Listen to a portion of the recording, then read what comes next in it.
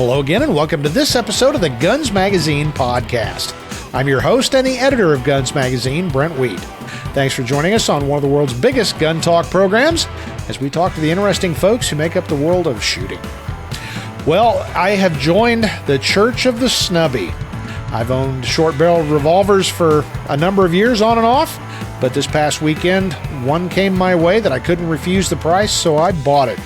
I might have told my wife that it was for her, but regardless, it's now in my gun safe. Well, I've been wanting one for both a pocket gun and a travel gun. This one showed up, I grabbed it up, and then the next thing I did was call Roy Huntington to talk about why the Snubbie makes so much sense, at least in the roles that I want it for. So I'm going to talk to Roy Huntington. In the meantime, we're going to hear from our great sponsor, Riton Optics. And as we're doing that, make sure you punch the like and subscribe buttons. And I'll talk to Roy right after Riton Optics. This is where we go to feel alive. This is primal. This is where we go to train. This is tactics. This is where we take it all the way. This is conquer. This is who we are. This is what we do. This is Riton.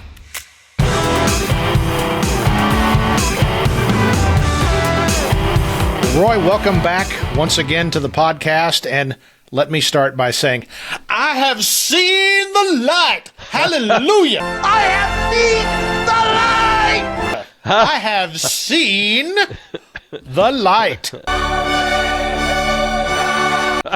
Well, it's only taken me 6 years, I think. I know. Well, we've talked about it actually a lot lately. We did episode number, 233 on Snubbies are stupid, because people say that. But I finally, over the weekend, found the Snubbie that I want, made a great price. And it's kind of interesting. It's the Smith & Wesson 38 Bodyguard, not to be confused with the 380 Auto Bodyguard. This is the 38. It's a J-frame, but it's funny. It's a J-frame kind of in name only, because all the guts are completely different than any other J-frame. It was basically Smith & Wesson's answer to the LCR, the Ruger LCR, and so far, I'm pretty pleased with it. It met all the criteria I wanted for a pocket carry gun. It's even got the integrated laser. That's not my favorite place for the Crimson Trace laser, but on a backup / pocket gun, works pretty good. But anyway, Roy, I have seen the light. I'm carrying it now. Hallelujah. Preach, brother, preach. Well, when you guys did that, our Snubbies are dead thing, it was really funny because the comments, everybody came out like they wanted to fist fight. Yeah, I know. They are not, man. Yeah. And it's like the ones who didn't listen didn't know, but the ones who listened said, wow, thank you. This is what I've been trying to tell people forever. Well, I got to tell a story that really amazed me. After we did that podcast, I had lunch with a friend who he's currently still on the job, former SWAT guy, really good shooter, competitor. I mean, he's just a solid guy. And I told him of my new motivation to start carrying a pocket 38, and he was totally shocked. And he's like, "Why would you do that?" And I said, "Well, number one, there's a big difference between you and I. Your job is to go toward trouble. My job as a quote-unquote private citizen is to get out of trouble. And I can carry this. It's reliable as next Sunday, and it checks all the boxes." So I thought, Roy, since I've got it now, I've got that's the first J-frame I've owned in a long time, because I got rid of them a long time ago, because you got to admit, 15, 20 years ago, nobody carried a J-frame, because that was old school, and I know you still carried one. So I've joined the cult, and but I've often said in a lot of our different programs and podcasts and things, if you look at the guys who I look up to, the professionals and the guys that have been there, done that kind of guys, all of them have that at minimum as a backup, if not their primary gun. So there's got to be something going on, and I'm ready to find out. I was at Gunsite one time, I don't know, 15, 20 years ago, and Paul Pluff from Smith & Wesson was there when he worked for Smith & Wesson, and it was a J-frame, like a, show. Yeah. And he brought all these SKUs of J-frames. I didn't know. It was like 52 different models that they did in those days. It was unbelievable. And so there was all the instructors were in the classroom the first day. A lot of the gun writers. Most of us were cops, were retired cops. And I remember whoever was the instructor, he got in the front and he said, first of all, who here carries a J-frame, right? Well, everybody put their hand up in the room. I mean, there was nobody that didn't have, and it was like you say, it was either as a primary gun or a backup gun. Yeah. So I think to distill it down for me, it's one thing, I'm very familiar with them. I grew up with them. I shot them. It's like sometimes you use the tool that always not necessarily what might be the very best tool for the job, but you use the tool that you're confident in, that you understand, and but what I like about a small frame revolver of any flavor or kind, I don't care if it's a 100-year-old gun like that or the most cutting edge new Smith & Wesson J-frame, is they're simple and reliable, and so you don't have to think about it so much like you do, with an auto. I carry a Ruger LCP Max in a pocket holster all the time, and I have to say though, when you pick it up, what is the manual of arms? You look at it. Is the magazine locked? Is the chamber loaded? Is the safety on or off? Whatever. You have all this litany of things you have to go down before you put it back in the pocket holster and put it in your pocket. With a J-frame, you pick it up and put it in your pocket, Well, I got to tell the story, and my wife she's not a gun person per se. She's got the permit, the whole shooting match, but she doesn't carry as often as I would like her to. And when I showed her this gun, of course, I had to do the guy thing of, now, I got this partially for you, and I let her dry fire it and all that, and she's like, ooh, I didn't know this was an option. I said, well, I got your small pocket pistol typified by, a Smith & Wesson Shield, and she's competent with it, but months and months pass between the refamiliarization, and it always worries me, like you said, that, is the magazine in, is the gun charged? If the gun doesn't go bang, what are our emergency actions and things like that? And she liked this, and I said, all you got to do is if it doesn't go bang, you press trigger again. Oh, I really like that. No magazine or anything? I said, no magazine. So that is a huge thing about the pocket revolver. Now, I will say on the other side, and we've talked about this before, it can be hard to shoot, and we've often said it's not necessarily a beginner's gun. So how do we reconcile that lots of people think this is a great carry gun for a novice, but it can be challenging. Well, I think if you have a minimum amount of training with a J-frame, it will get you out of the trouble that the average person gets into, which is 2, 3, 4, 5 feet away, somebody's grabbing you, somebody's trying to pull your purse off and knock you down, that kind of stuff. Yeah. And it doesn't take a lot of training at that point. So, and if it's necessary, then you pull the gun out, you point them at the bad guy and pull the trigger. So, it's as simple as that. And that's where I think it has the main advantage over an auto pistol. You and I have both, and probably everyone who's listening to this has seen this happen. Someone who says, oh yeah, I carry a gun, I carry a fill-in-the-blank auto pistol. And a lot of times they'll want to show it to you, or maybe you're at the range or something like that. And I've seen these people pick up their auto pistol, and you see them kind of have a 2 or 3 or 4 count while they look at it. Yep. While they're like going, okay, I pushed that button, and the magazine, now I do something else. What do I do next? Yeah. I think, there's the slide. I do something with the slide, I think. Do I right? Yeah. There's a bullet in it, and we've all seen that. Yeah. I've seen people, not just women, but I've seen people who have told me, oh, yeah, I carry 1911. I know all about 1911s. It's like, oh, okay, well, maybe you'd like to shoot this one, here out on my back patio. And you hand them the gun, you hand them the magazine. You see them, they do that same 5 count. It's like, okay, magazine goes in, you do the slide. Now, the hammer's back. Is that okay? And, we've all seen that. And so if you're going to train, fine, carry whatever you want. But if you're not going to train a lot, I really think that the wheel gun option is possible. Now, like as you said, though, the other side of that coin is people who are competent and who want to push the envelope on a J-frame can devote the experience and time and energy to really turn that gun into something that usually surprises everybody. I mean, a couple of days ago, I was shooting my 80-yard steel torso gong with a 2-inch 1950s era Model 36 J-frame with wad cutters. Yep. And it's not a huge thing to do. You just, once you learn trigger control, once you learn the point of impact at 80 yards, then it's just like bang, tink, bang. And people are always amazed by that. They're flabbergasted because they can't hit a silhouette target at 3 yards, Exactly. And so you just need to train a little bit. But I'm with you. I think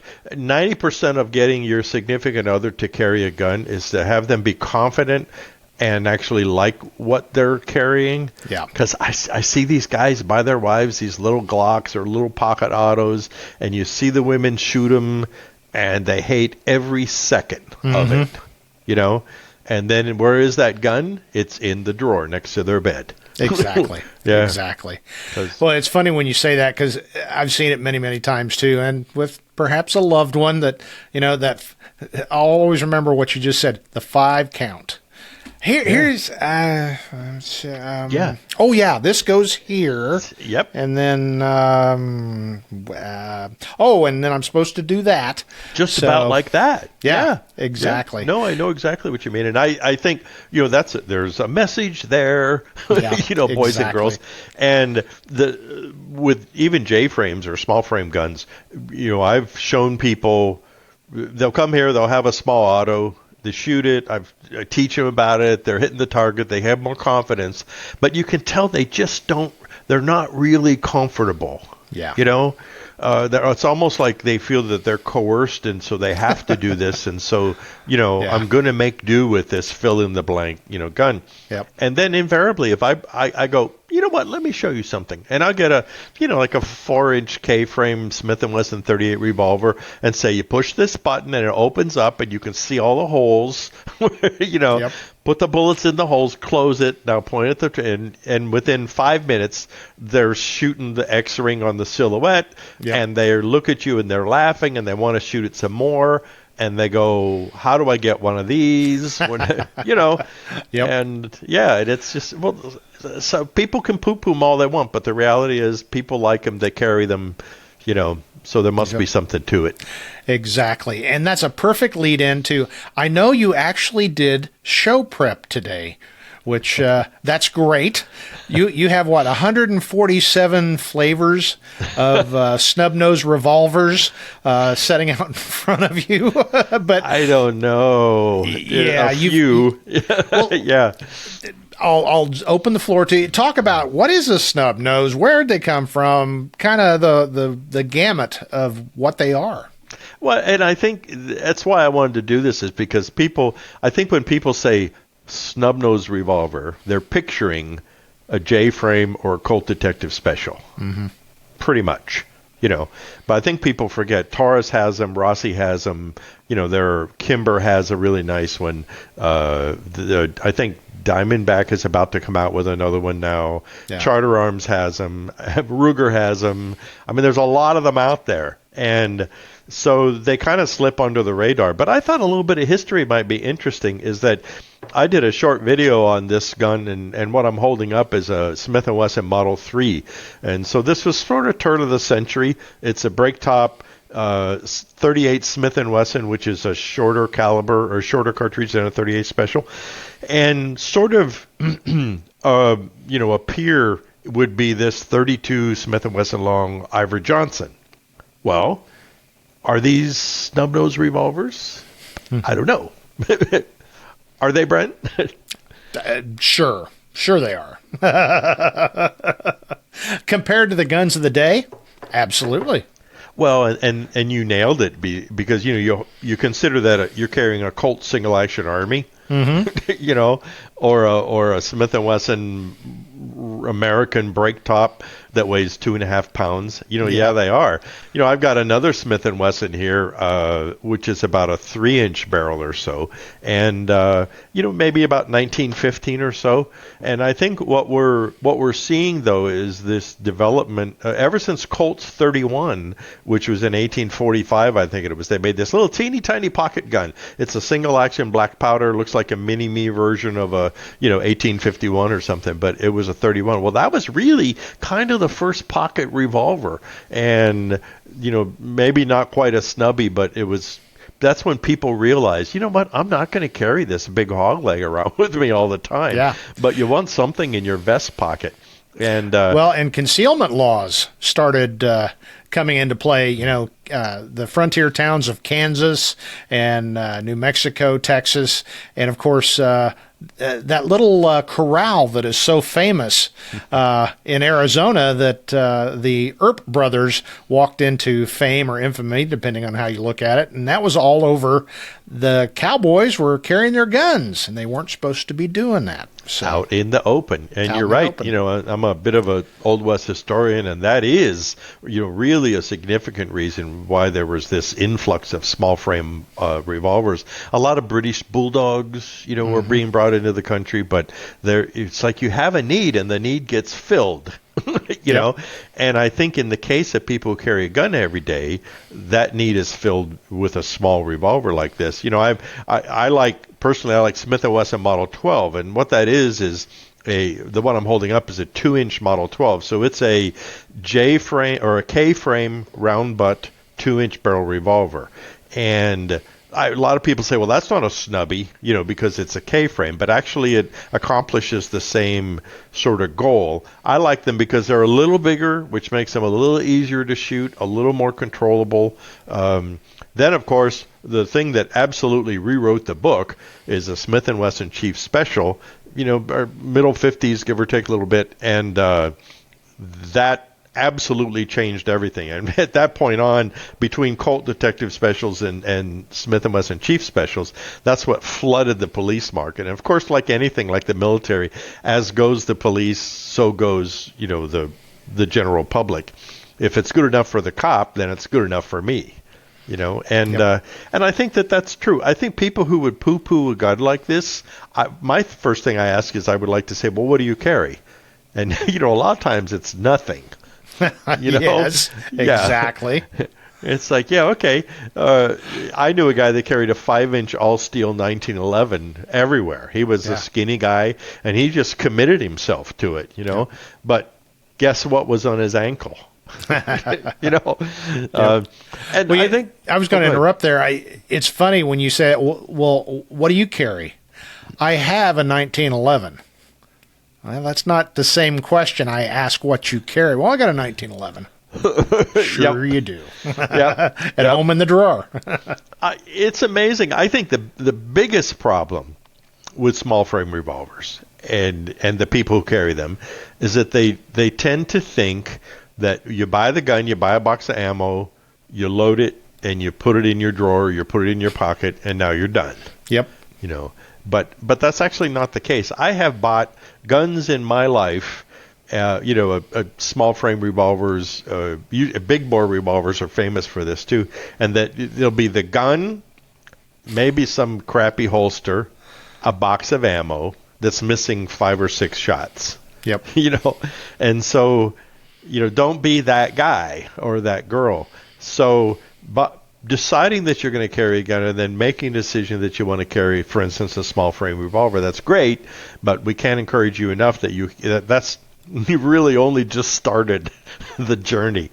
And as you said, Brent, these are easy guns to shoot, but they're also hard guns to shoot. Yeah. So I think that you have to devote enough time and energy initially to get yourself competent enough to be able to handle the gun safely. How do you open the cylinder? How do you eject the empties? How do you load it? Finger off the trigger, all that kind of stuff. Yep. Learn to shoot it at 2, 3, 4, 5 yards to where you're comfortable and competent. Dry fire it regularly, and I think you'll be okay. I mean, I don't go looking for a gunfight with some bank robbers. Yeah. Well, that's. I think I said that before in our previous podcast. Was talking to a guy named Daryl Bulkey. He's appeared on the podcast. He's very well known. Helped design revolvers and stuff like that. Huge proponent. And he said, and he's a retired police officer also. He said, "This is our get out of trouble gun, not our get into trouble gun." And that I already knew that, but to hear him say that really drove it home. That's what's so important. We'll use these guns. I mean, if you got to go kind of all offensive on them, okay, fine. But they're really to get you and your spouse and your kids out of trouble, out of harm's way. And if trouble follows you, at least you can, put a pretty severe hurt on them, but it's not like you're charging into trouble. And that, for anybody that's ever been, in law enforcement, that's a hard thing to get through your head. I've been out of the job 10 years now, and it's still, you see something going on and you think, well, I need to, no, I don't need to. I need to go that way. So that was really a game changer for me, that it's a get out of trouble gun, not a get into trouble gun. Well, there's an old saying about, the best gun is the gun you have with you. Mm-hmm. And I picture some of father or mother in a mall somewhere with a kid or two with them, and some idiot decides he wants to shoot the place up. Well, that's out comes the J-frame, pointing it at the threat as everyone shuffles off out of the way and hides behind something. As you said, at least you have some way to fight back. Yep. And I think some way is better than none way. Yeah. And another factor that I think sometimes, and I say it darn near every episode, is Tom McHale, the editor of American Handgunner, has said for years, shooters are too binary. And what he means by that is either good or bad, perfect or the worst ever. And we tend to think the same thing with these small revolvers. If I'm going to the mall and I feel like I don't have enough there to take a 100-yard shot at a guy with a rifle at the end of the mall, I'll carry another gun, because frankly, most of us do have another gun. So I do kind of mix and match based on my perceived threat level. My baseline is a pocket gun, and that's what we've talked about a lot, whatever it is, whether it's a small auto, a small revolver, whatever. That's a baseline. That's the gun that you'll probably find yourself in a weird position where you suddenly need a gun. But there's nothing that says you have to carry that 24/7, 365, and that's always the only gun you're going to have. It's like the default gun, not the one that, hey, Roy, we're going to go take on some tangos. Let's grab our J-frames and go. That's not going to happen. Well, and you're exactly right. I think, as you say, it should be the baseline gun. Mm-hmm. In other words, you always have your J-frame in your pocket. Yep. Then, if you're going to town or you think you're whatever, then you add to that equation a little bit. I work it slightly differently. I live in the country, and we're out here in the rural area. I keep a LCP Max with whatever it is, 11 or 12 shots in my pocket all the time. So that's my all the time gun. Mm-hmm. But if I go to town or I'm driving my car, I put a J-frame and an ankle holster on. And that's because you can't get to a gun in your pocket when you're driving. That's right. And so this is really simple. You just reach down, you can get your J-frame out of your ankle. If it's a winter time, a lot of times I may carry a Hellcat, in a holster. But there is always a J-frame in an external pocket, also, yep. because sometimes you can't get your Hellcat in a hurry. Yeah. So that's it. They're just another option. If you look in your toolbox, you don't just have one screwdriver. Yeah. You have a Phillips screwdriver, and you have one of those short stubby screwdrivers, and you have, in my pocket, I carry a knife that has 2 screwdriver blades in it. And are they perfect? No, but I can't tell you the number of times I've used them for something. And I think a small frame revolver is very similar to that. But speaking of small frame revolvers, there's something here which I made a video on not too long ago, and I'm holding up a 1917 Smith & Wesson 45 ACP that I have cut down to about 2.5 inches. And there's nothing small frame about that. I mean, it's an end frame. It's 45 caliber. But you know what? In my mind, I still think of it as a kind of a Snubbie. Yep. It's still compact. It's still something that you sort of tuck away and it goes in your glove compartment. It's a good friend for when the bump in the night occurs. And it's surprising what cutting a barrel from 6.5 inches to 3 inches, maybe round butting and snubbing the hammer, it makes a huge difference in general handling and everything. One of my all-time favorites is Charter Arms makes a 45 Colt, which is what I'm holding up here, Snubbie. Now, so it's a little brawnier than a J-frame, for instance, but for those of you who like big bore revolvers, I think a gun like that, loaded with full wad cutters, maybe from Buffalo Bore or somebody like that, is pretty darn effective. So if you feel a little uncomfortable with a 5-shot J-frame, then maybe you can make a little step up like that. Having said that, you can also get Charter makes a 32 H&R Magnum revolver called the Undercoverette, and it's 6 shots. Mm-hmm. And so I'm holding up the new Lipsy's collaboration with Smith & Wesson, the J-frame. I have the 32 H&R Magnum, and it's 6 shots. And I have to say, you kind of get spoiled. I really like having that extra shot. I doubt it's actually really tactically important or critical, but it lets you sleep a little better at nighttime. Well, when I was talking to my friend that was just shocked and horrified that I would carry a 5-shot small revolver, I said, look, and he knows this well. I said, look at the shot percentage and number of shots fired in the average law enforcement confrontation. When we went to magazine-fed guns, it went way up. So is that a problem with the gun, or is it a problem of the mindset of the person wielding the gun? And I say the latter. It's a matter of, if I know I got 5 shots, I know I've got to make those 5-shot count. I don't think I would spray and pray with a semi-auto, but if you got 10 shots in that Hellcat or whatever, makes it, I guess that eases the mental burden of, I've got to really place these well because I don't have many after that. So, but again, and you said it before, everything's a trade-off. There is no perfect gun. There's no perfect bullet. There's no perfect car. I hate to say that to the car guy, Roy Huntington, but everything is a trade-off, big versus small, fast versus slow. Just pick what works for you and don't be so binary. And, okay, now this should make you happy. And try them all. Go out, buy some more, and tell your spouse, I got this so you could try it, and it seemed to work for me. That's actually, you're really right about all that. I think experiment a little bit. I'm amazed at how often shooters will simply poo-poo something without even learning about it. They can be extremely judgmental, and open your brain up a little bit. I'm always surprised when I post a video that a lot of times it's like very positive. Hey, that's really interesting. Thanks for showing that. I never knew that. And then someone will just go, "That's stupid." It's like, really? What's stupid? Thank you for your insight. Yeah. Thoughtful commentary. It's absolutely. So don't be that guy either, I suppose. I was going to say, what I try to do especially in the shooting realm is I never say something is stupid. I will occasionally, because we get some really strange things come across our desk periodically. But for the most part, the criticism I will use is, that's not for me. You've got to be informed. You got to understand what choices you're making. But Roy, if you choose one gun over that I don't care for, don't like, don't believe in it, don't trust it, I'll just say, well, that's not for me. But I guarantee you, and you know this, I'll give it a try, because I may have my preconceived notion broken down right then and there.